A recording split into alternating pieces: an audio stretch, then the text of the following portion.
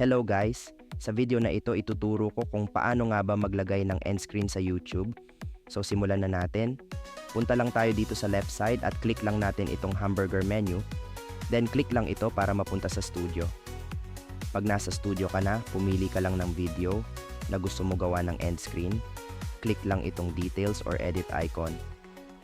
Then kapag nasa edit section ka na, dito sa bandang ibaba, may end screen button na nakalagay at i-click lang ito. Dito sa end screen section, pwede ka mamili ng layout na gusto mo or pwede ka maggawa ng sayo. Tulad nito, nag-customize ako ng layout na aking gagamitin at pumili lang ako ng element na ilalagay tulad ng video, playlists, at subscribe elements. Sa video element may mga option na pwede mo gamitin tulad ng most recent upload, best for viewer, at choose specific video. Dito pinili ko ang choose specific video, then para sa unang element kinuha ko lang yung title sa recent upload ko at ilalagay ko dito sa first element. Then yung second element naman, ang ilalagay ko ay yung most viewed na videos ng aking client at ang huli yung playlists.